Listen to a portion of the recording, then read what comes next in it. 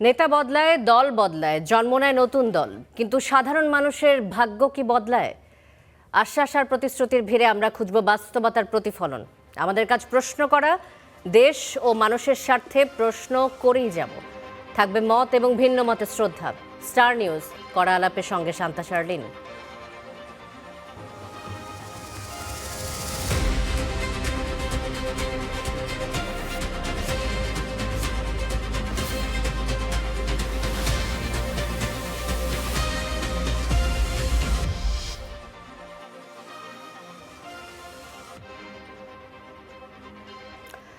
আজ আমাদের সাথে কড়া আলাপে অতিথি হিসেবে রয়েছেন রাজনৈতিক বিশ্লেষক আব্দুল নূর তুষার, এবং আমাদের সাথে রয়েছেন এস.এম. শামীম রেজা, অধ্যাপক, গণযোগাযোগ ও সাংবাদিকতা বিভাগ, ঢাকা বিশ্ববিদ্যালয়। আপনাদের দুজনকে স্বাগত জানাচ্ছি আমাদের আজকের কড়া আলাপে।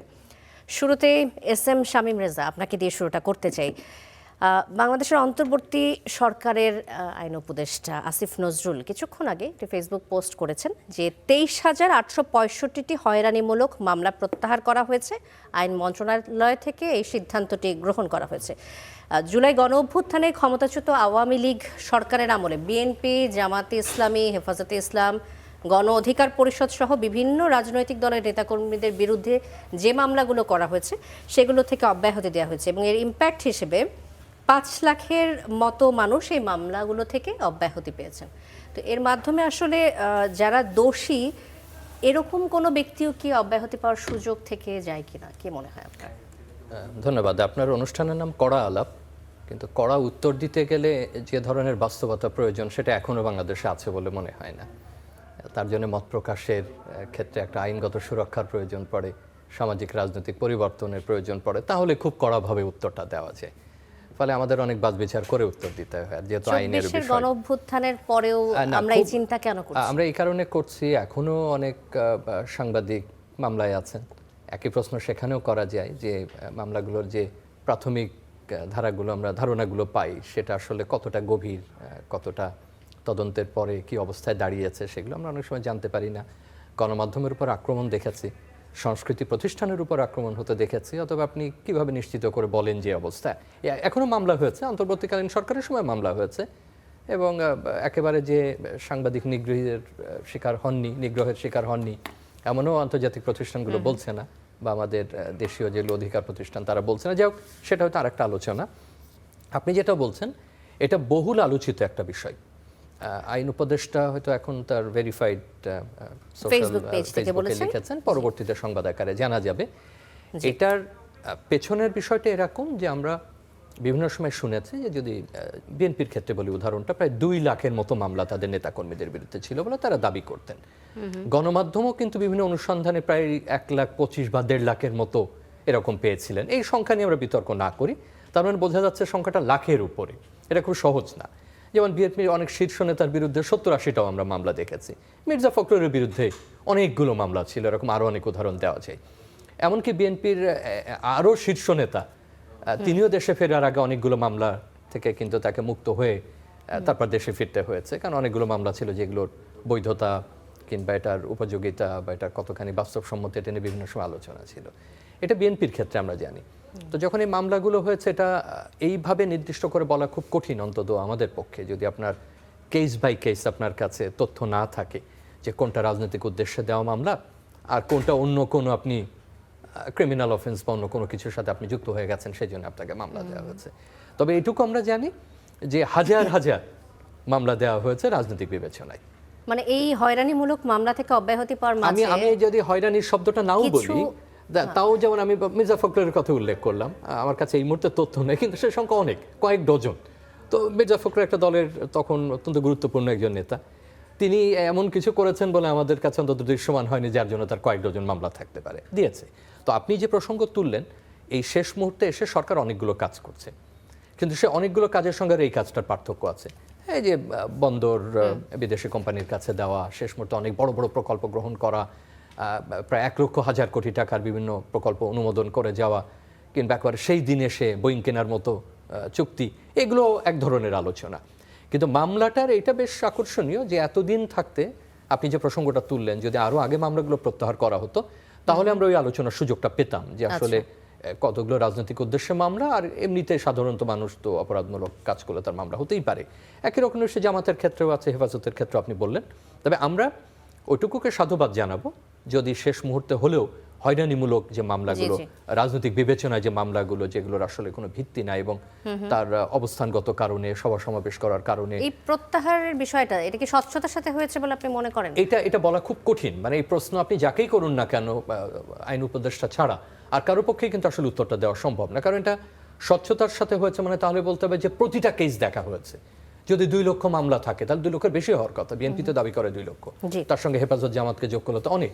তো ধরে নিলাম 2 লক্ষ। এই 2 লক্ষ মামলা কি খুব সহজ কাজে প্রতিটা মামলার ফাইল দেখবেন, সেটা কিভাবে মামলাটা সাজানো হয়েছিল, কিভাবে পুলিশ কেস ফাইল করেছে, তারপরে কি হয়েছে, কিভাবে তদন্ত হয়েছে, এটা বিরাট কাজ। ধন্যবাদ এসএম শামীম আমার পুরো রেজা। জানা নেই যে প্রত্যেকটা এভাবে করে হয়েছে কিনা, অথবা নিশ্চয় সরকার একটা শর্ত ঠিক করেছে, একটা মানদণ্ড। আমি আপনার কাছে আসবো আব্দুল তুষার, আপনার কাছে একই প্রসঙ্গে আসতে চাচ্ছি যে এই যে আওয়ামী লীগ আমলে বিরোধী রাজনৈতিক দলের নেতাকর্মীদের আমরা দেখেছি যে পারিবারিক মামলাগুলো, তারপর সামাজিক মামলাগুলোকে রাজনৈতিক হয়রানিমূলক মামলা বলে চালিয়ে দেওয়া হয়েছিল এবং সেখান থেকে অনেক সময় অব্যাহতি দেয়া হয়েছিল। তো এই যে হয়রানিমূলক মামলা থেকে অব্যাহতি দেওয়ার বিষয়ে আপনি কি মনে করেন যে পারিবারিক মামলা, ব্যক্তিগত মামলা থেকেও ছাড় পাওয়ার কোনো সুযোগ রয়েছে?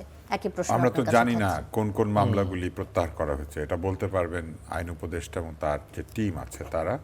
তবে 23,000 তাই বললেন না আপনি মামলা? 23,000, হ্যাঁ, আমি সংখ্যাটা যদি আপনার কাছে বলি 23,865টি মামলা, হ্যাঁ, ধরেন প্রায় 24,000 মামলা। তাতে 5 লাখ। এই 24,000 মামলা যে প্রত্যাহার করা হয়েছে, এটা যেমন আমরা শুনতে পেলাম, ঠিক একইভাবে গত 2 বছরে কয় হাজার মামলা হয়েছে এরকম, সেটার একটা তালিকা দেওয়া খুবই জরুরি। কেননা আমাদের আইন উপদেষ্টা একেবারে প্রথম দিকেই এই অন্তর্বর্তী সরকারের একদম প্রথম দিকেই বলেছিলেন যে ভুয়া মামলার চাপ একটি বড় চাপ, এবং তিনি বলেছিলেন এরকম যে এই যে হয়রানিমূলক মামলা বা ভুয়া মামলা বা অসত্য মামলা, অসত্য অভিযোগ, এইগুলি আইন ব্যবস্থার উপরে চাপ সৃষ্টি করে, এরকম কিছু বক্তব্য তিনি দিয়েছিলেন।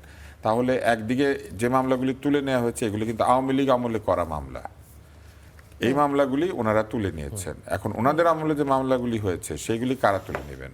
ওনাদের আমলে কিন্তু প্রচুর এই ধরনের মামলা হয়েছে এবং সেই মামলাগুলির ব্যাপারে তারা কোনো সিদ্ধান্ত দিলেন না।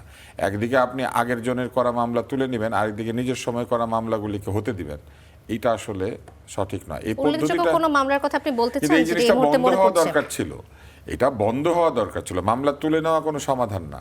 10 বছর 12 বছর কেটে যাবে, আন্দোলন হবে, এইটা হবে সেইটা হবে, নিজের দল ক্ষমতায় আসবে অথবা একটা অনুকূল পরিবেশ আসবে, তখন মামলাগুলি উঠে যাবে।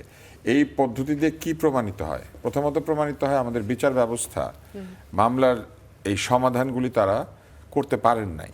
কারণ ভুয়া মামলা তো এরই মধ্যে শনাক্ত হয়ে এটা খারিজ হয়ে যাওয়ার কথা। এই মামলা রয়ে গেল কিভাবে? তার মানে কোথাও না কোথাও মামলাগুলি প্রভাবিত মামলা এবং প্রভাব কাজ করে, এবং এই প্রভাব তো নিশ্চয়ই ন্যায্য নয়, এই প্রভাব অন্যায্য, বেআইনি। এবং তারপরে যেটি হয়েছে যে আবার নতুন প্রভাবে এই মামলাগুলি উঠে গিয়েছে, নাই মামলা এখন। তাহলে নতুন যে মামলাগুলি হয়েছে সেইগুলিকেও আমরা একইভাবে হতে দিলাম কেন? আমরা কেনই হয়রানিমূলক মামলার যে চল সেটা রেখে দিলাম? আপনার বিরুদ্ধে গত 1 বছরের মামলাকে হয়রানিমূলক মামলা বলছেন? অনেক হয়রানিমূলক মামলা হয়েছে, এটা তো উনি বলেছেন, আমি না তো। দু একটা উদাহরণ যদি আপনার কাছ থেকে না, অনেক উদাহরণ আছে, অনেক হয়রানিমূলক মামলা হয়েছে। মানুষ সংবিধান নিয়ে আলোচনা করতে বসেছে, সেই সংবিধানের আলোচনা থেকে যারা ওইখানে কথা শুনতে গিয়েছেন এরকম লোককে ধরে নিয়ে গিয়ে মামলা দিয়ে দেওয়া হয়েছে, আগে আটক করা হয়েছে, পরে মামলা দেওয়া হচ্ছে। আমরা তো সেরকমই দেখেছি। আপনি ওয়ারেন্টের ভিত্তিতে কাউকে আটক করবেন, এটাই হচ্ছে আটক করার নিয়ম। কিন্তু আমরা দেখেছি যে কোনো অভিযোগ নাই, কোনো মামলা নাই, জিজ্ঞাসাবাদ করা, কথা বলার নামে কাউকে ডেকে নিয়ে গিয়ে বসিয়ে রেখে বসা অবস্থায় তার নামে মামলা দায়ের করা হচ্ছে অন্য জায়গাতে। তো ওনারা আগে থেকে জানতেন মামলা হবে, তাই আগে আটক করে নিয়ে এসেছিলেন। এরকম অনেক ঘটনা আছে, আপনি একটা দুইটা না তো, অনেক, অসংখ্য। তো তাহলে এই মামলাগুলির কি হবে ভবিষ্যতে?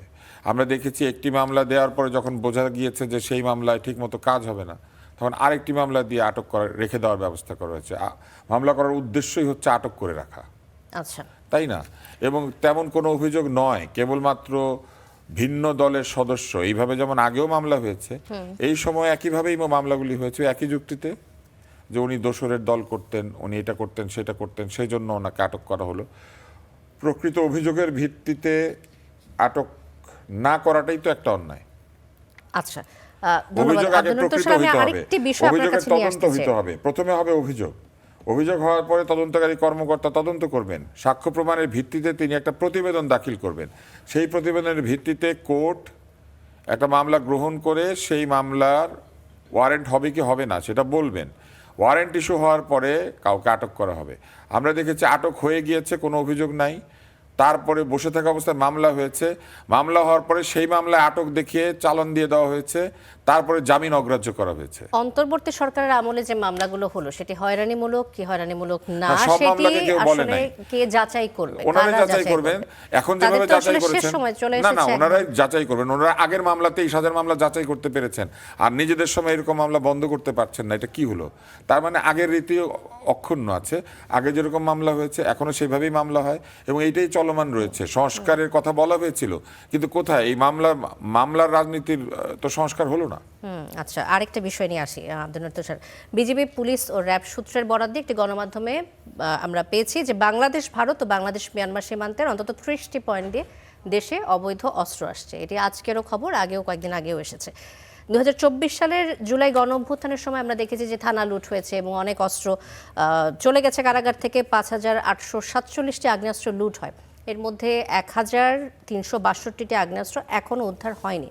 এখন এই যে জুলাই গণ অভ্যুত্থানের সময় থানা সহ পুলিশের বিভিন্ন স্থাপনা, কারাগার থেকে লুট হওয়া অস্ত্র, এর সাথে যোগ হলো যে সীমান্ত থেকে আসা অস্ত্র, এই অস্ত্রের ব্যবহার আসলে কোথায়, কি কারণে অস্ত্রগুলো আসছে? অস্ত্রের নানান রকম ব্যবহার আছে। অস্ত্রের ব্যবহার কি? অস্ত্রের ব্যবহার প্রথমত ভীতি প্রদর্শন এবং তারপর হচ্ছে ভীতিকে কার্যকর করা, অর্থাৎ কাউকে যান অথবা মালের ক্ষতি করার জন্য সেই অস্ত্রকে ব্যবহার করা। অস্ত্রের ব্যবহার তো সবাই জানে। অস্ত্র তো নিশ্চয়ই কয়েকদিন পরে এই অস্ত্রগুলো তো নিশ্চয়ই সুন্দরবনে বাঘ শিকার করার জন্য আসে নাই। এই নির্বাচন সামনে রেখে এই যে এতগুলো অস্ত্র দেশে ঢুকলো এবং যে অস্ত্রগুলো উদ্ধার হয়নি, এগুলো কোথায় ব্যবহার হতে পারে? নির্বাচনের জন্য এটি কি ভীতিকর কিনা সে বিষয়টি কোথায় ব্যবহার হতে পারে এই প্রশ্নটা আসলে কেউ উত্তর দিতে পারবে না। এই অস্ত্র ব্যবহার করা হবে যে কোনো বেআইনি কাজে। বেআইনি অস্ত্র কোনো আইনি কাজে ব্যবহার হয় না।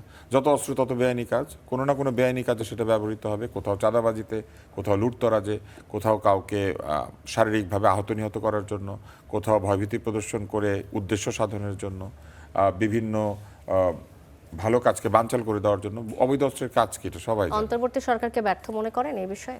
অন্তর্বর্তী সরকার অস্ত্র উদ্ধারে নিশ্চয়ই যথেষ্ট সফলতা দেখাতে পারেন নাই, সেটা তো তারাই স্বীকার করেছেন। তারা যে তথ্য দিয়েছেন সেই তথ্যই তো আছে। 1362টি অস্ত্র উদ্ধার করা যায় না। 5,000 অস্ত্রের মধ্যে 1362টি অস্ত্র উদ্ধার করতে না পারা মানে হচ্ছে প্রায় 25% অস্ত্র তারা উদ্ধার করতে পারেন নাই। তো যা অস্ত্র হারিয়ে গিয়েছে, সরকারি অস্ত্র, আইনি অস্ত্র, আইনের অস্ত্র বেআইনের হাতে চলে গিয়েছে। যে অস্ত্র রক্ষা করার দায়িত্ব হচ্ছে সরকারের, সরকারি প্রতিষ্ঠানের, সেই অস্ত্র বেআইনের হাতে চলে গিয়েছে। আইনি অস্ত্র বেআইনে ব্যবহৃত হবে, এটা কি এক ধরনের সফলতা তো নয়, এটা তো এক ধরনের ব্যর্থতা। তবে এটা সরকারের ব্যর্থতা বলবো না, আমি সরকার একটা বিশেষ বিভাগ ব্যর্থ হয়েছেন। এগুলি যাদের উদ্ধার করার কথা তারা উদ্ধার কাজ করতে পারেননি, অথবা তারা লুট হতে দিয়েছেন। সরকার যেটি করেছে, এই লুটতরাজ কি ইনডেমনিটি পেয়েছে? এইটা সরকারকে পরিষ্কার করতে হবে। এই অস্ত্রগুলি যারা লুট করেছেন তাদের নামে কি অস্ত্র আইনে মামলা হবে অথবা হবে না? এই অস্ত্রগুলি তারা তো লুট করেছেন যে তারিখের মধ্যে, সেখানে যথেষ্ট ব্যক্তিদেরকে ইনডেমনিটি দেওয়া হয়েছে, সেটার যুক্তি আছে। কিন্তু এদের মধ্যে কেউ যদি তাদের হাতেই অস্ত্রটা পাওয়া যায় তাহলে কি মামলা হবে নাকি হবে না, এটা সরকার পরিষ্কার করতে হবে। বলা হয়েছে জুলাই যোদ্ধারা ইনডেমনিটি পেয়েছেন। আবার জুলাই যোদ্ধাদের কেউ কেউ বলেছেন যে তারা থানাতে গিয়েছিলেন, থানাতে আগুন ধরিয়েছেন। একজন কিন্তু বলেছেন, একটা রিল আমরা দেখেছি, কোনো একটি থানায় বসে একজন বলছেন যে আগুন ধরিয়েছেন, কিছু কিছু করেছেন, তারা ক্রেডিট নিচ্ছেন। তো ধরেন এরকম কোনো একজন ব্যক্তির হাতে হঠাৎ একটা এরকম অস্ত্র দেখা গেল, তাইলে কি মামলা হবে নাকি হবে না? এই প্রশ্ন উত্তর কি আপনি আমাকে দিতে পারবেন? শামীম রেজা দিতে পারবে? হ্যাঁ, এই প্রশ্নটা আমরা রেখে দিলাম, আসলে যারা দেখছেন সবার উদ্দেশ্যে রেখে গেলাম। এই ব্যাখ্যাগুলি দরকার ছিল। এই ব্যাখ্যাগুলি নাই বলেই মানুষ ভীত, সন্ত্রস্ত যে অস্ত্রগুলি আসলে কে ব্যবহার করবে, কার হাতে ব্যবহৃত হবে। জি, এস এম শামীম রেজা। নির্বাচনে অংশগ্রহণকারী 51টি রাজনৈতিক দলের মধ্যে মাত্র 8টি দল বিটিভিতে ভাষণ দেওয়ার জন্য ইসিতে আবেদন করেছে। জাতীয় নাগরিক পার্টি রয়েছে, জামাতে ইসলামী রয়েছে, এবি পার্টি রয়েছে, খেলাফত মজলিস রয়েছে, এরকম আরও কয়েকটি দল রয়েছে। 10 মিনিট করে বরাদ্দ দেওয়া হয়েছে। অন্য দলগুলো আবেদন করেনি, তারা আগ্রহ দেখায়নি। বিটিভিতে ভাষণ দেওয়ার গুরুত্ব কমে গেছে বলে মনে করছেন আপনি? কারণ অনেকেই দেখা গেছে যে আগ্রহ দেখায়নি এই আবেদনের জন্য। আগে যে ছিল যে বিটিভিতে 10 মিনিট একটা ভাষণ বা তাদের বক্তব্য প্রচার করা নিয়ে বেশ অনেক তোলপাড় হয়ে যেত, কিন্তু এখন সে আগ্রহ তাদের মধ্যে আর দেখা যায় না। যেমন আপনার প্রশ্নগুলো খুব সরাসরি, তো এটা অবশ্য বেশিরভাগ হ্যাঁ না উত্তর চলে আসে, সেটাতে আলোচনা বেশি দূর এগিয়ে নেওয়া খুব কঠিন। না, আপনি ব্যাখ্যা করতে একটা হলো এরকম, তার আগে আমি একটু আগের প্রসঙ্গ একটু শেষ করি 30 সেকেন্ডে তুষার ভাইয়ের কথার সূত্র ধরেই, যে আগের আলোচনাটা খুব জরুরি, যে আমরা যেটা নিয়ে আলোচনা করছি এখানে আসলে কয়েকটা প্রশ্ন থেকে যায়, যেমন অস্ত্রের ক্ষেত্রে, দায়ী মুক্তির ক্ষেত্রে, মামলা প্রত্যাহারের ক্ষেত্রে, যে একটা হলো এটা যৌক্তিকতা কি, আপনি কোন যুক্তিতে বা কিসের ভিত্তিতে মামলাগুলো প্রত্যাহার করছেন। পরের প্রশ্নটা আসে যে আপনি এই যে পুনর্মূল্যায়ন করার সুযোগটা আপনি নিয়েছেন কিনা। বর্তমান সময়ে যাদের গ্রেপ্তার করা হচ্ছে অন্তর্বর্তীকালীন সরকার, আমরা কিন্তু বিভিন্ন সময় একটু নিম্নকণ্ঠে হলেও বলেছি যে এগুলো একটু পুনর্মূল্যায়ন করা যায় কিনা, কারণ অনেকগুলো আমাদের কাছে স্পষ্ট হচ্ছে না। অনেকগুলো কেসের কথা উনিও বলেছেন যে যে পরিস্থিতিতে তারা গ্রেপ্তার হয়েছেন এবং গ্রেপ্তারের পরে কেন মামলা দেওয়া হয়, এই সময়তে এটা হওয়ার কথা না। সুতরাং এই প্রশ্নগুলো কিন্তু আমাদের কম বেশি থাকবেই, এবং এই প্রশ্নগুলো যদি আমরা না করি তাহলে যেগুলো তারা রেখে যাচ্ছেন সেগুলো পরের সরকারকে কিন্তু একই উত্তর সেখানে দিতে হবে। এবং একই রকম অস্ত্রের ক্ষেত্রেও আংশিক উদ্ধার হয়েছে, আমি প্রতিবেদনটা খোঁজার চেষ্টা করছিলাম যেখানে দেখিয়েছেন তারা কি পরিমাণ উদ্ধার হয়েছে, এখন উদ্ধার হয়নি। সীমান্ত দিয়ে অস্ত্র আসছে সেটা বলা হয়েছে, দেশের ভেতর অস্ত্র লুট হয়েছে, অবৈধ অস্ত্রের তো সংখ্যা আমরা আসলে জানিও না এ ধরনের পরিস্থিতি কি। তো সেটা কাদেরকে আমরা দায়ী মুক্তি দিচ্ছি, তারা কোনো অন্য অভিযোগে অভিযুক্ত আছেন কিনা সে প্রশ্ন কিন্তু উঠতেই পারে। আমরা তো নিরপরাধ কারোর ক্ষেত্রে আমরা এটা বলছি না। এবং আংশিক উদ্ধারের বড় যে উদ্বেগটা সেটা হলো যে যেগুলো এখন উদ্ধার হয়নি সেটা যে কেবলমাত্র 12 তারিখে ব্যবহৃত হবে, 13 তারিখে ব্যবহৃত হবে এমন কিন্তু কোনো কথা নেই। পরবর্তী সরকারের জন্য কিন্তু সেটা ভয় বা উদ্বেগের কারণ হতে পারে, রাষ্ট্রকে সেটা অন্যভাবে ক্ষতিগ্রস্ত করতে পারে, স্থানীয় নির্বাচনে ব্যবহৃত হতে পারে, আর নাশকতা করার জন্য তো ব্যবহৃত হতেই পারে। আমার মানে এই আলোচনাটাও আমাদের যে কোনো আলোচনার সঙ্গে যুক্ত থাকা প্রয়োজন। তার সঙ্গে আপনি যেটা বলছিলেন যে বিটিভিতে ভাষণ দেওয়া, এটা যেহেতু রাষ্ট্রীয় টেলিভিশন, সরকারি না, স্পষ্ট করতে হবে, এটা সরকার ব্যবহার করে, কিন্তু টেলিভিশনটা রাষ্ট্রীয়। পাবলিক ব্রডকাস্টিং মানে এই না যে সরকারের টেলিভিশন। সেখানে 90-এর পরে একটা রীতি হয়েছিল, শুরু হয়েছিল। আজকের প্রজন্মের অনেকের বা অনেক সাংবাদিকেরও হয়তো সেটা স্মরণ নেই বা স্মরণ থাকবারও কথা না, তারা হয়তো সেটা প্রত্যক্ষ করেননি। বড় যে জোট ছিল, 3 জোট ছিল, এবং সেই 3 জোটের পক্ষে একজন করে দিয়েছিলেন। আর তো সবে আমার যদি ভুল না হয়ে থাকে জামাতও একটা সুযোগ পেয়েছিলেন, 4টা সম্ভবত 4 জন বক্তৃতা দিয়েছিলেন। বিএনপির পক্ষে বেগম খালেদা জিয়া বক্তৃতা দিয়েছিলেন বড় জোটের পক্ষে, অন্য জোটে শেখ হাসিনা দিয়েছিলেন, আর এক জোটে রাশেদ খান মেনন দিয়েছিলেন বামদের পক্ষে, এবং জামাতের যদি ভুল না হয় মতিউর রহমান নিজামী। আমার যদি ভুল হয় আমি পরবর্তী সেটা সংশোধন করে নেওয়া যাবে। এটা তখনকার দিনে অনেক বড় ঘটনা, কারণ তখন আর কোনো টেলিভিশন স্টেশন ছিল না, একটাই। অতএব একটা টেলিভিশন পুরো দেশ দেখছে, এবং তারা জোটের পক্ষে আগেই বলেছি, এর বেশি সংখ্যকদের সুযোগ দিতে পারেনি। পরবর্তী সময় প্রাইভেট টেলিভিশন হয়েছে, এবং সেখানে আপনি যাদের নাম বলেন তারা এমনিতেই প্রতিনিয়ত আসছেন, কোনো না কোনোভাবে তাদের বক্তব্য আপনি প্রচার করছেন। তার মানে তারা সরাসরি বক্তৃতা না দিলেও প্রত্যক্ষ পরোক্ষভাবে প্রায় প্রতিনিয়ত তারা উপস্থিত হচ্ছেন, আলোচনা করছেন, যুক্তিতর্ক দিচ্ছেন। এই যে নির্বাচনী প্রচারণা চলছে, আপনি যে কজনের প্রধান যদি নাম বলেন, যে জনাব তারেক রহমান, শফিকুর সাহেব কিংবা নাহিদ, তাদের কোন দিন আছে যে আপনি তাদের দেখতে পাচ্ছেন না বা টেলিভিশনের পর্দায় দেখা যাচ্ছে না বা সংবাদপত্রের পাতায় তারা জায়গা করে নিচ্ছেন না। এখন 8টা দল আবেদন করেছে, এটা আমাদের পক্ষে মূল্যায়ন করা কঠিন যে 8টা যারা আগ্রহ দেখিয়েছে সে 8টা দল, বাকিরা কেন আগ্রহ দেখায়নি এটা বলা খুব কঠিন। আবার অনেকে বলছে যে বিটিভিতে ভাষণ দেওয়ার বিষয়টা এটা জাতির উদ্দেশ্যে ভাষণ কেউ বলছেন, দেখুন এমন কথা বলা হচ্ছে। এটা তাহলে ওইভাবে ওঠে যে কোন গোষ্ঠী বা কারা কোন টেলিভিশন দেখেন, এটা তাহলে আবার সেই ডেমোগ্রাফিক সার্ভের কথায় চলে আসবে। এটার সবসময় এটা নিয়ে বিভিন্ন রকম মত আমরা পাই, যে আমাদের বেসরকারি টেলিভিশনগুলো একভাবে চলে, রাষ্ট্রীয় টেলিভিশনটা আরেকভাবে চলে, তার পরিচালনা, অনুষ্ঠান, তার কাঠামো একেবারে আপনাদের থেকে ভিন্ন। সুতরাং আপনাদের অনুষ্ঠান আমরা ধরে নিতে পারি যে নগরে বেশি দেখে, নগরের বাইরে এখন একদম মফস্বল তো আর বলে কোনো কিছু নেই, উপজেলা পর্যন্ত দেখে। কিন্তু রাষ্ট্রীয় টেলিভিশনের আবার আরও বহুদূর পর্যন্ত বিস্তৃতি আছে, একদম গ্রামাঞ্চলে দেখা যায়, ওরকম পয়সা দিতে হয় না কেবল অপারেটরকে, যদি এখন সবাই কেবল কম বেশি পান বা তারা হয়তো সেটা গ্রহণ করে থাকেন।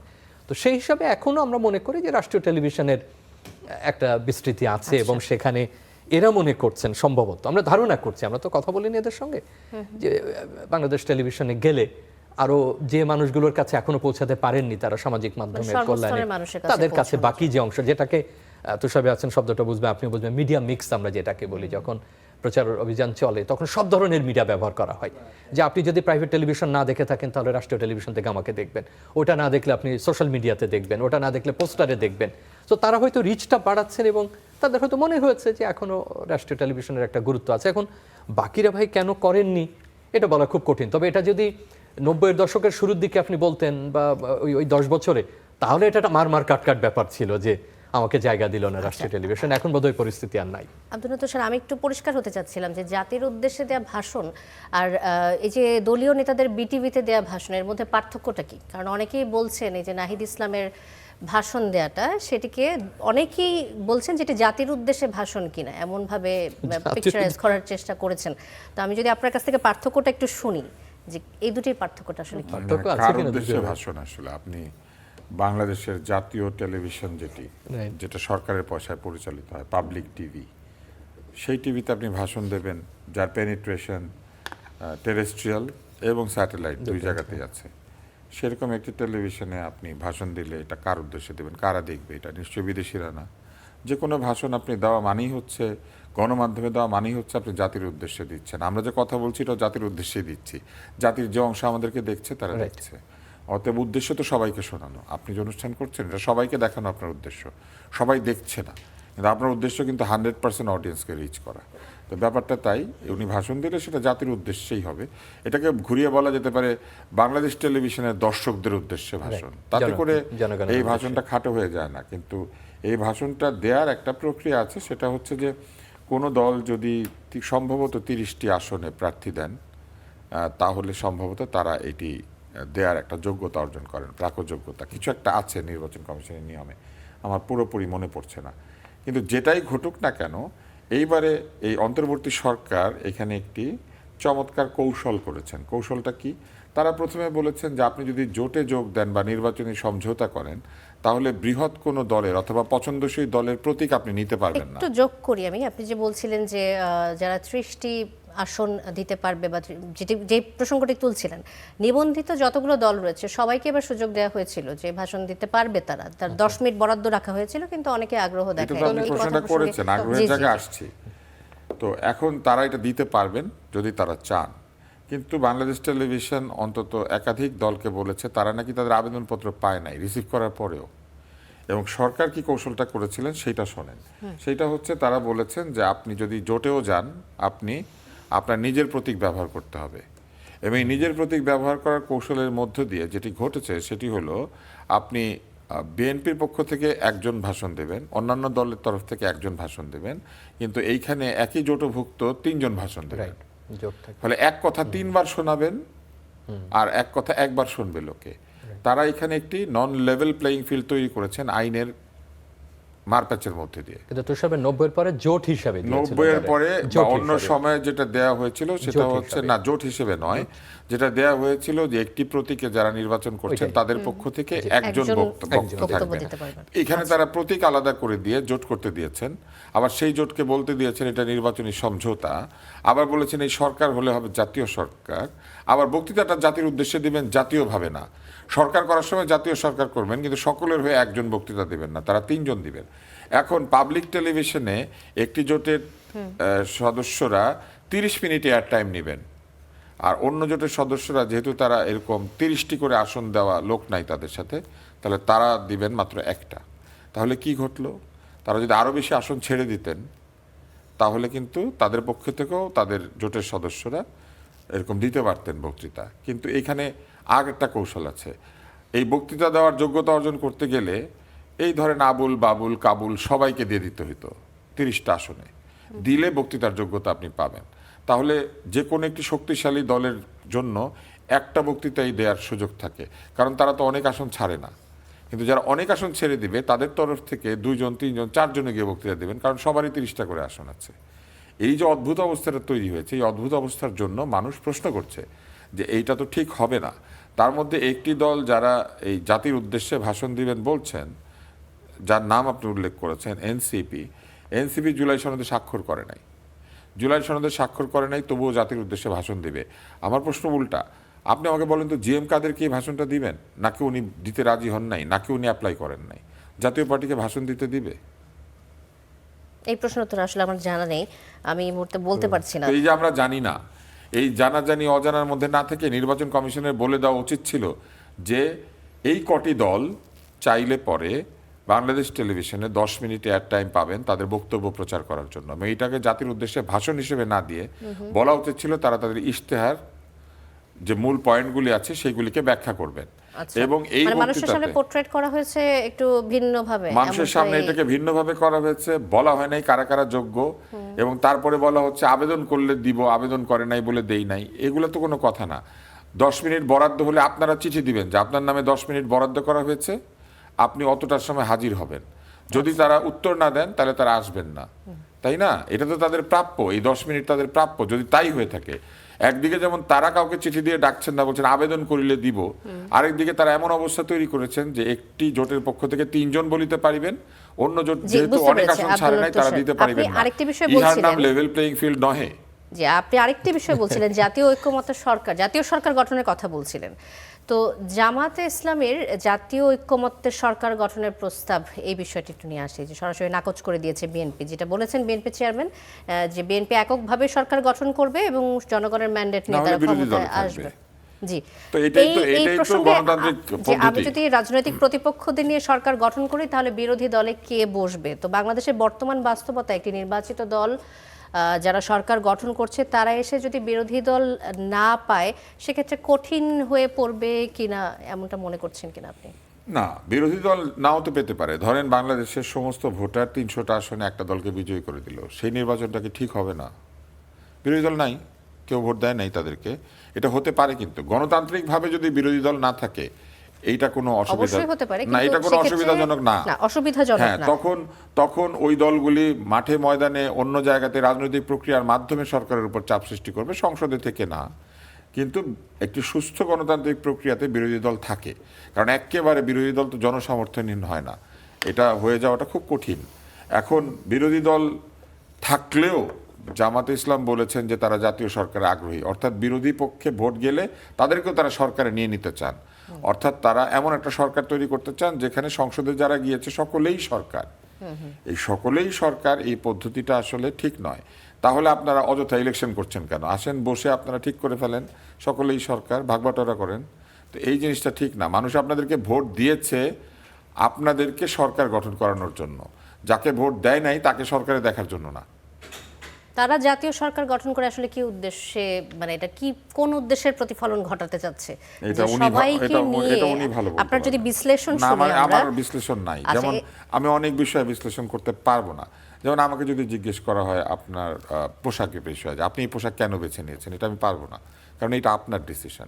ঠিক একইভাবে ওনারা কেন জাতীয় সরকার চায়, এটা ওনাদের ডিসিশন। আপনি যদি আমাকে জিজ্ঞেস করেন জাতীয় সরকার গঠন করলে ভালো কি হতে পারে, মন্দ কি হতে পারে, আমি সেটা বলতে পারবো। জি, আচ্ছা, আমরা একটু শুনে আসি এস এম শামীম রেজা আপনার কাছ থেকে, যে জাতীয় সরকার গঠন করলে আপনার কি মনে হচ্ছে যে যারা প্রতিপক্ষ থাকার কথা তারাও যখন নিজের দলে চলে আসবে, তখন কি সুস্থ গণতান্ত্রিক প্রক্রিয়া থাকা সম্ভব কিনা? সবকিছু বাংলা বর্গজ্যার মধ্যে আটকে যাচ্ছে। জাতির উদ্দেশ্যে ভাষণ, জাতীয় সরকার, একই রকম। ভাই, এটা একটা কয়েনেজ। রাষ্ট্রপতি জাতির উদ্দেশ্যে ভাষণ দেবেন, জাতি বড় ব্যাপার। প্রধানমন্ত্রী জাতির উদ্দেশ্যে ভাষণ দেবেন। এখন নির্বাচনের প্রার্থীরা দিচ্ছেন, সেটা জনগণের উদ্দেশ্যে হতে পারে, ভোটারদের উদ্দেশ্যে, যাক ওটাও জাতি, সবাই জাতির উদ্দেশ্যে দিচ্ছেন। এবং এইটা নিয়ে যদি পর্যবেক্ষণের কিছু থাকে, অবশ্যই নেটিজেনরা লিখতে পারে, আমিও কথা বলতে পারি। তবে মনে রাখতে হবে, যে সময় এই ভাষণের ব্যবস্থা করা হচ্ছে, তখন অনেক মাধ্যম আছে, অনেক প্ল্যাটফর্ম আছে, এবং একটা মাধ্যমের একক কোনো প্রভাব আর আগের মতো নাই। এবং একসময় রেডিওতেও করা হয়েছিল, প্রধান দলের নেতা নেত্রীরা রেডিওতেও বিতর্কে অংশ নিয়েছিলেন, ওই সব সময় চলে গেছে। এখন অনেক স্কোপ আছে, এবং উন্নত দেশের সময় কেনাও যায়। আমাদের এখানে কেউ কেউ চেষ্টা করেন, হয়তো ভবিষ্যতে ওইটা হয়ে যাবে যে আপনার কাছ থেকে আধা ঘন্টা কিনে নিয়েছেন, এই 10 মিনিট বক্তৃতার জন্য উনি কিনে নিয়েছেন স্টার নিউজ থেকে, এবং সেটাই হয়তো স্বভাব। আপনি যেমন ক্রাউড ফান্ডিং করেন, অনেক কিছু করেন, ওরকম এটাও এক সময় পারবে পয়সা দিয়ে। এবং আমার যদি মনে পড়ে, তো সবাই জাতীয় পার্টিও একবার কিনেছিল কোনো একটা সার্টেন আওয়ার, পয়সা দিয়ে সময় কিনেছে। জি, সুতরাং একটা জাতীয় আমাদের টেলিভিশন বা পাবলিক টেলিভিশন স্টেশন আছে দেখেই একেবারে সেটা। এমনকি যখন বিএনপি নির্বাচনে অংশ নিয়েছে তারাও সময় কিনেছে, প্রাইভেট টেলিভিশন থেকে সময় কিনতে। এবং এই সরকারি টেলিভিশনের সময় কেনার সুযোগ নাই, কিন্তু বেসরকারি টেলিভিশনে তারা অনেকেই সময় কিনেছে। আচ্ছা, আমরা নিয়ে আলোচনাটা এরকম হওয়া উচিত যে বেসরকারি টেলিভিশন চ্যানেল বা যেটা কমার্শিয়ালি চলে, সেটা প্ল্যাটফর্ম সহ, সেখানে তো সবার জন্য সুযোগ আছে, তারা নিতেই পারেন। এবং রাষ্ট্রীয় টেলিভিশনে যেহেতু কথা উঠেছে, সেটা যাতে একটা সুষম ভিত্তিতে হয় এবং একটা নিয়মের ভিত্তিতে হয়। একজন খুব বেশি সুযোগ পেয়ে গেলেন, আরেকজন পেলেন না, এটা যাতে না। আমার মানে এইটাই বোধহয় সমত আলোচনার সারাংশ, বা আপনিও যেটা জানতে চাইছিলেন। জাতীয় সরকারের প্রসঙ্গ আরেক বর্গজীয় নিয়ে, তারেক জিয়া যখন লন্ডনে ছিলেন, তখনকার বাস্তবতা আর এখনকার বাস্তবতা এক না। লন্ডনে থাকার সময় তিনি একবার এটা বলেছিলেন যে উনি গেলে অনেককে নিয়ে উনি সরকার গঠন করতে চান। আগে খেয়াল রাখতে হবে যে আমাদের এখন যে সংবিধানের অধীনে এখন পর্যন্ত আমরা আছি, এখানে আসলে জাতীয় সরকার ঐক্যমত্যের সরকারের কোনো ধারণা কিন্তু নাই।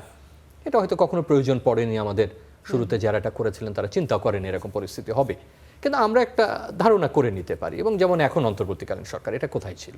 এটা তো কেয়ারটেকার গভর্নমেন্ট না, তাই না? এটা একেবারে ভিন্ন ধরনের।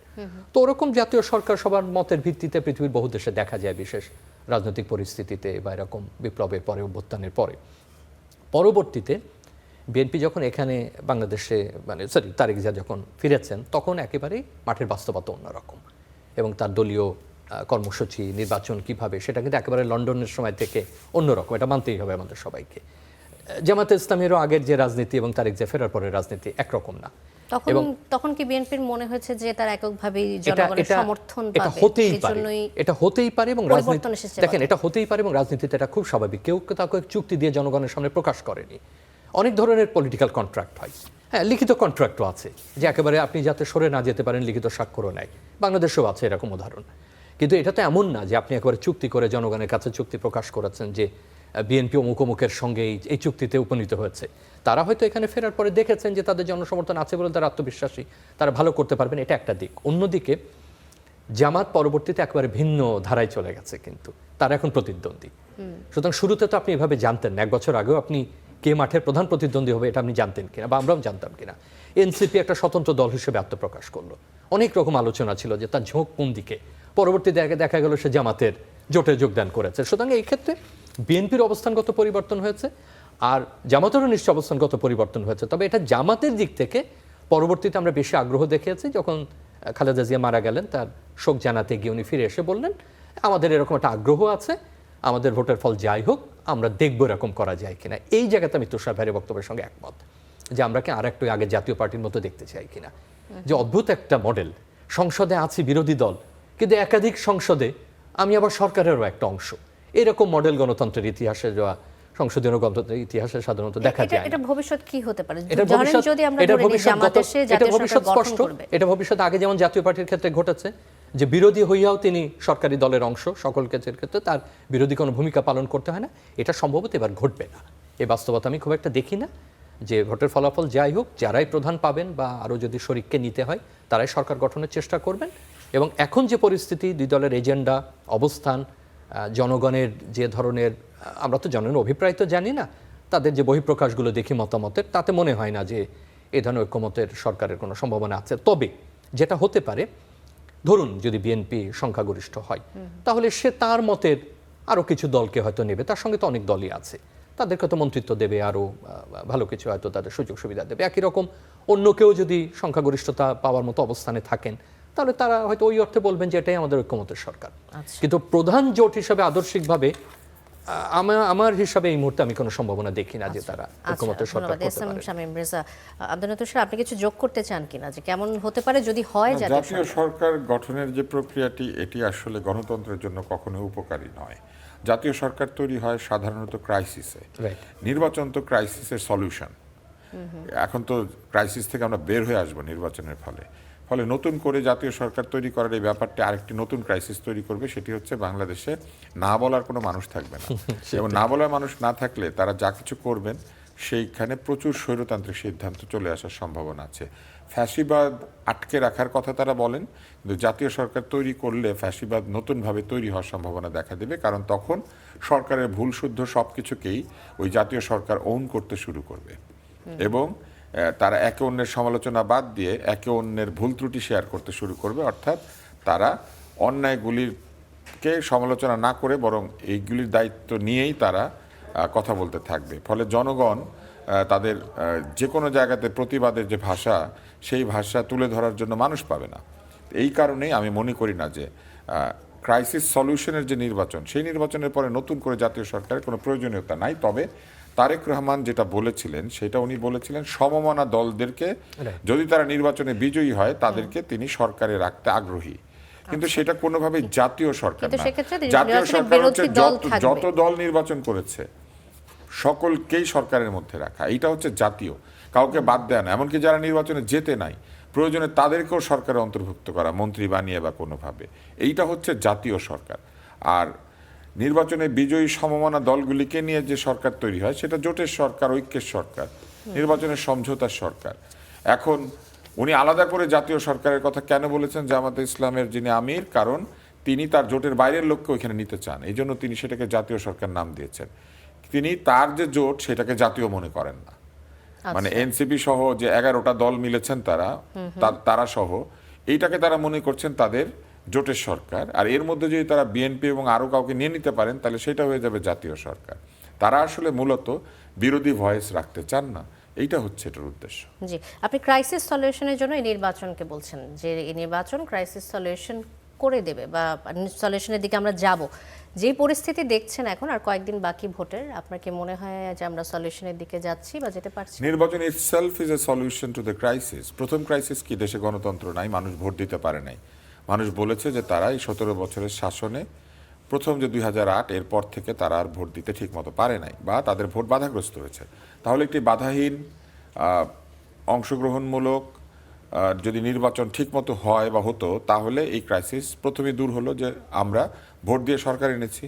তাহলে প্রথম ক্রাইসিসটা তো আমরা সলভ করলাম। দ্বিতীয় ক্রাইসিস হচ্ছে এই সরকার কি আগের সরকারের মতো আচরণ করবে নাকি তারা নতুনভাবে আচরণ করবে।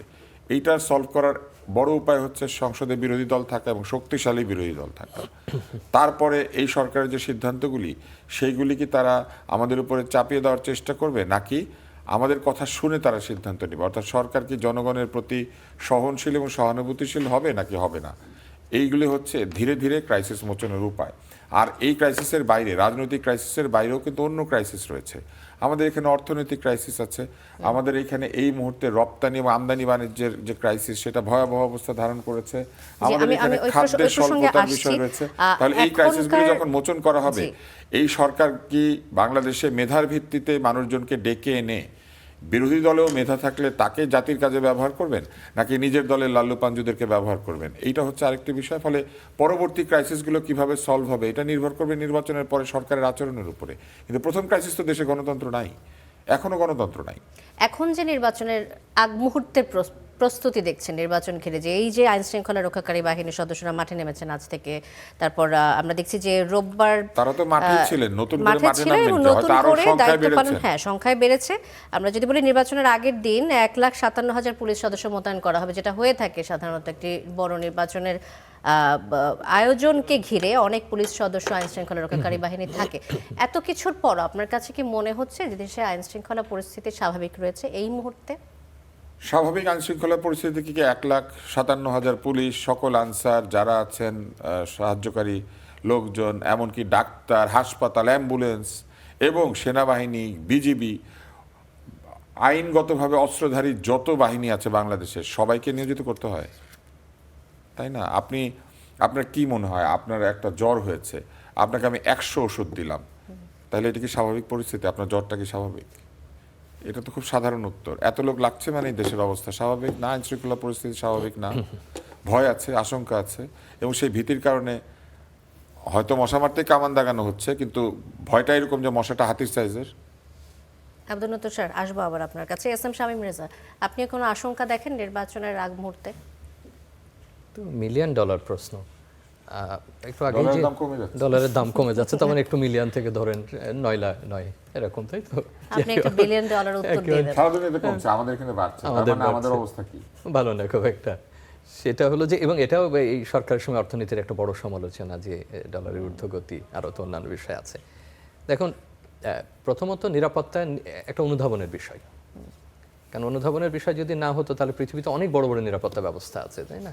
উপর দিয়ে ক্ষেপণাস্ত্র গেলে সেটাকে ঠেকিয়ে দেওয়া, নিউক্লিয়ার যুদ্ধ হলে কি হয়, তারপরেও আবার কোনো কিছু ঘটে না।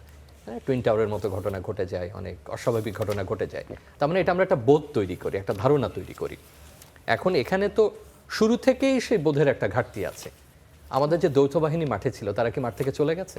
তার মানে গত 1.5 বছরের উপর সময় ধরে আপনি একটা যৌথ বাহিনী মাঠে রেখেছেন এবং সেনাবাহিনীর একটা বিরাট অংশকে আমরা এই ধরনের কাজে নিয়োজিত রেখেছি, যেটা দীর্ঘ সময় তার থাকাটা উচিত না। কারণ অনেক ধরনের সমস্যা দেখা দেয় এই ধরনের পাবলিক লাইফে তার থাকলে, কারণ তার একটা নিজস্ব চলন আছে, পরিচালনা আছে এবং তার কাঠামোটাই একেবারে ভিন্ন রকম। তো এটা সমস্যা ছিল দেখে নিশ্চয়ই তারা মাঠে আছেন। মপতন্ত্রের কথা এখন বলে বিভিন্ন রকম আলোচনা আসে।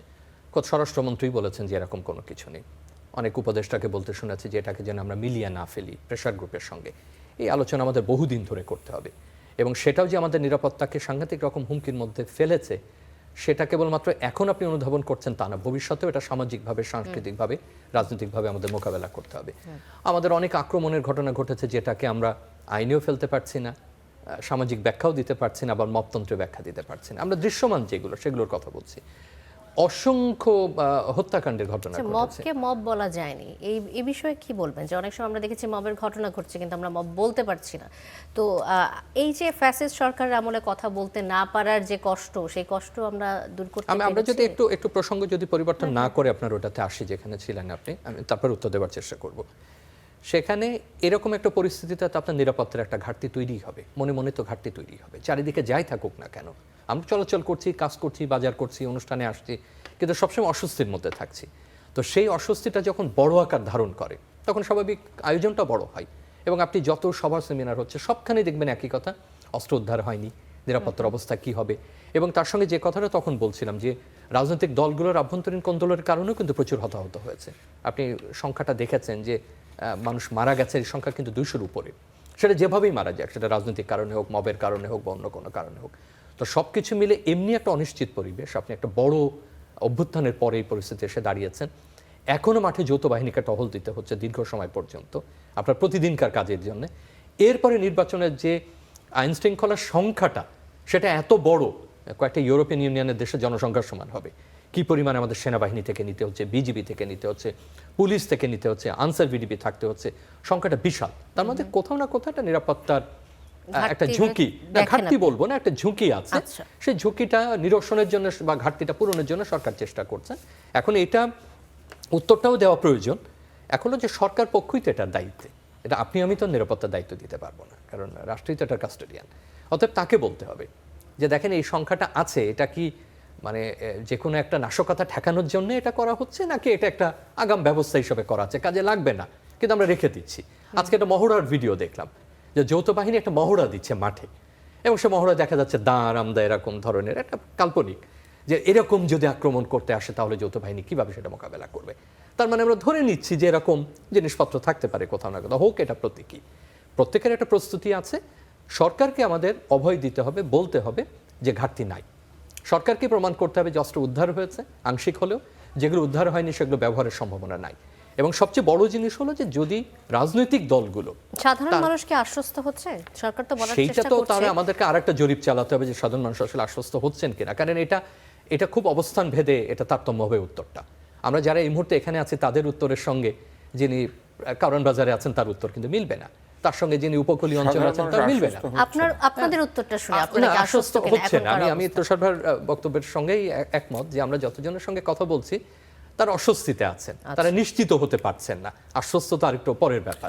সাধারণ মানুষ আশ্বস্ত হচ্ছে না, এই জন্য হচ্ছে না যে আমরা দেখেছি স্বরাষ্ট্র উপদেষ্টাকে পাশে দাঁড় করিয়ে রেখে 2 দিনের মধ্যে তিনি পদত্যাগ করবেন এই দাবি জানানো হয়েছে, বলা হয়েছে 2 দিনের মধ্যে তিনি পদত্যাগ করবেন, তিনি পাশে দাঁড়িয়ে শুনছেন।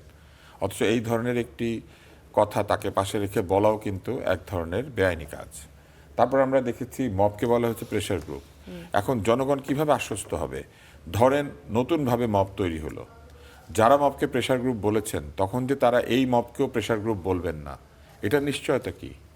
মবকে প্রেশার গ্রুপ বলে মবকে এক ধরনের মৌখিক স্বীকৃতি দেওয়া হয়েছে যে এই যে উত্তেজিত অবস্থায় কিছু মানুষ দিক বিদিক জ্ঞান শূন্য হয়ে ভাঙচুর করছেন, মারধর করছেন, জুতার দোকানে ঢুকে জুতা নিয়ে পালিয়ে যাচ্ছেন, যে কাউকে অকথ্য ভাষায় গালাগাল করছেন, এই বিষয়গুলিকে বলা হয়েছে তারা দিয়ে চাপ সৃষ্টি করছেন। এবং মবকে মব বলা যায়নি, মবকে মব বলা হয়েছে, যায়নি তা নয়, বলা হয়েছে, কিন্তু আমরা দেখেছি দায়িত্বশীল ব্যক্তিবর্গ মবকে মব না বলে অন্য নামে অভিহিত করেছেন।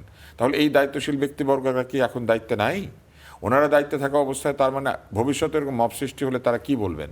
তারা সেটাকে আবার বলবেন যে এটা মব না। ফলে জনগণ এই কারণে আশ্বস্ত নন, কারণ তাদের অতীত আচরণের মধ্যে, নিকট অতীতে তাদের আচরণের মধ্যে এরকম কোনো কিছু দেখা যায় নাই যেখানে তারা আইনকে প্রযুক্ত করার জন্য আইনকে সমুন্নত রেখেছেন। তারা আইনকে পাশ কাটিয়ে নিজেদের মতামতকে সমুন্নত করার চেষ্টা করেছেন। মবকে প্রেশার গ্রুপ বলা তো নিজের মতামত দেওয়া, এই মতামত আমি আপনি দিতে পারি, কিন্তু দিলে তো সেটা আইনসঙ্গত হয়ে যায় না। তারা কাউকে কাউকে সরাসরি অভিযুক্ত করেছেন এমন কিছু কথাবার্তা বলে, যে কথাবার্তাগুলি আসলে ভিত্তিহীন। তারা এমন এমন প্রসঙ্গের অবতারণা করেছেন অথবা এমন এমন আচরণ করেছেন যেগুলি আসলে কোনোভাবেই সম আচরণ নয়, অথচ তাদের সম আচরণ করার কথা ছিল। ফলে যারা এই কাজগুলি করেছেন তাদের হাতেই তো নির্বাচন। ফলে মানুষ এখনো শঙ্কামুক্ত না যে ওই সময় যদি কোনো কিছু ঘটে তারা হঠাৎ করে আবার কি বলে বসেন। তারা বলতে পারেন যে নির্বাচনের আনন্দে মানুষ এইগুলি করেছে। যদি বলেন, ওনারা কি বলবেন আমরা তো জানি না, মোস্ট আনপ্রেডিক্টেবল। এখনো আমরা শঙ্কামুক্ত না, মানুষ আশঙ্কা রয়েছে নির্বাচন ঘিরে। তারপরও নির্বাচনের আর বাকি মাত্র 3 দিন। এই যে 3 দিন বাকি এবং দুটি প্রধান রাজনৈতিক দল বিএনপি এবং জামাতে ইসলামী, এই দুই দলকে যদি আপনি বিচার করেন, বিভিন্ন আমরা জরিপ দেখেছি বেশ কিছুদিন ধরে, অনেক জরিপ দেখলাম। আওয়ামী লীগের ভোট কোথায় যাবে সেই জরিপ দেখলাম, বিএনপি জামাত কত ভোট পাবে সেই জরিপ দেখলাম। আপনাদের দুজনের কাছেই আমার একই প্রশ্ন থাকছে যে আর 3 দিন বাকি নির্বাচনের, কি মনে হচ্ছে কোন দল কেমন হতে পারে ভোটের ফলাফল আপনাদের মুখ থেকে শুনতে চাই। শামীম বলবেন? বলতে পারি যে বলেন। দেখুন, 3 দিন বা 2 দিন বড় কথা না, মানে আপনার প্রস্তুতিটা কি সেটাই হচ্ছে বড় কথা। আজকে যে দিনটা আমরা ফিরে আসলাম, সেন্টার ফর গভর্নেন্স স্টাডিজ একটা তাদের গবেষণা প্রকাশ করেছেন যেখানে সংখ্যালঘু বা সংখ্যালঘিষ্ঠ যারা তাদের অবস্থা নিয়ে। তো আমরা তো আইন শৃঙ্খলা রক্ষাকারী বাহিনীর কথা বারবার বলছি, যৌথ বাহিনী থাকবে, বিজিবি থাকবে, পুলিশ থাকবে, এইভাবে আমরা নিরাপত্তার বোধটাকে চাঙ্গা রাখার চেষ্টা করছি যে না সবকিছু স্বাভাবিক থাকবে। কিন্তু এর বাইরেও তো সামাজিক ঝুঁকি আছে। যেমন বিরাট একটা বড় দল অংশগ্রহণ করছে না, তার সমর্থকদের কি হবে? তারা যদি এখন ধরে নিন ধানের শীষের দিকে যায়, তাহলে অন্য দাঁড়িপাল্লা কীভাবে, দাঁড়িপাল্লার দিকে গেলে ধানের শীষ কীভাবে, আমি উদাহরণ হিসাবে বলছি। তারপরে নির্বাচনের পরে তাদের নিরাপত্তা কে দেবে? এরকম আরও অনেক প্রান্তিক জনগোষ্ঠী আছে যে যাদের নিরাপত্তার সঙ্গে যৌথ বাহিনীর অপারেশন কিংবা পুলিশের অপারেশন বা বিজিবির অবস্থানের সাথে কোনো সম্পর্ক নেই, সেটা একেবারে ভিন্ন মাত্রার। রাজনীতির দিক থেকে তাদের আশ্বস্ত করতে হবে যে তাদের নিরাপত্তা কতটুকু আছে, সেই অর্থে তারা অংশগ্রহণ করবে। সুতরাং এটা 2 দিন বা 3 দিনে অনেক পরিবর্তন হতে পারে যদি কোনো অঘটন না ঘটে, যদি মাঠে মোটামুটি তারা শান্ত একটা অবস্থা বজায় রাখতে পারে।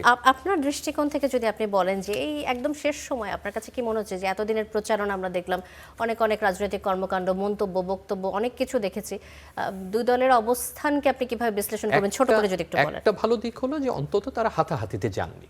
প্রথম দিকে সামান্য কিছু ঘটলে এইটুকু প্রস্তমান চলে, একজন আরেকজনকে কথা বলেন, বিভিন্ন বিশেষণ অভিহিত করেন, এটা নতুন কিছু না, এটা পৃথিবীর বহু উন্নত দেশে হয়, আমাদের এখানে আছে। এখন পর্যন্ত প্রচারণা আমি ওরকম অস্বাভাবিক কিছু দেখি না।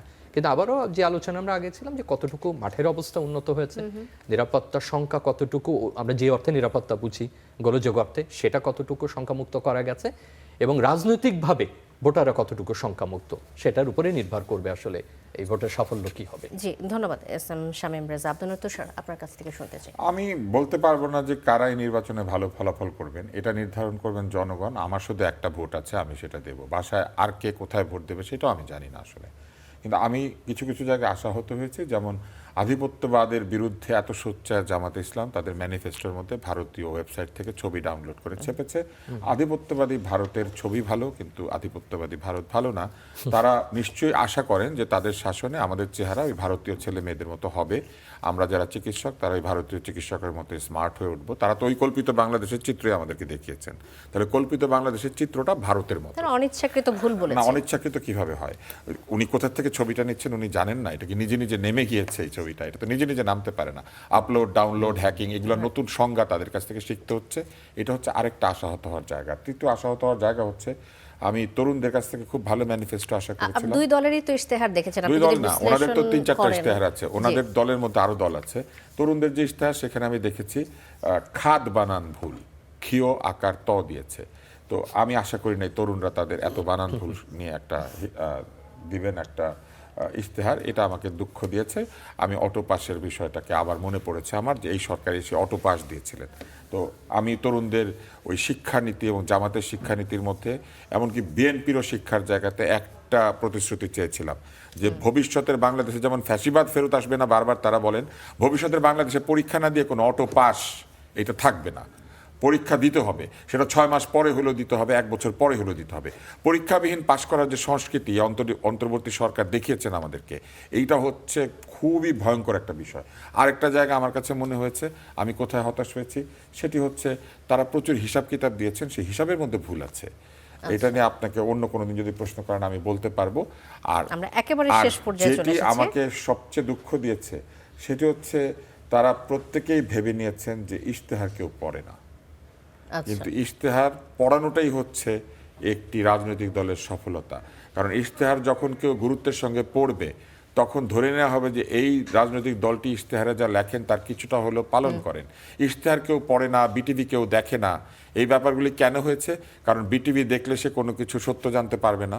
জি, ঠিক সেই রকম ইশতেহার পড়লে ওইখানে যা লেখা আছে তা কখনো বাস্তবায়িত হবে না। এই সংস্কৃতি থেকে এই নতুন নির্বাচনেও আমরা আমাদের ভোটারদেরকে বের করে আনতে পারি নিশ্চয়ই না। রাজনৈতিক দলগুলো এই সংস্কৃতি থেকে বের হয়ে আসবে। ধন্যবাদ আব্দুল নূর তুষার আমাদের সাথে যুক্ত হবার জন্য। ধন্যবাদ এস এম শামীম রেজা আমাদের স্টুডিওতে আসার জন্য। দর্শক, স্টার নিউজ করা আলাপ শেষ করছি আজ এখানেই। অনেক ধন্যবাদ সাথে থাকার জন্য।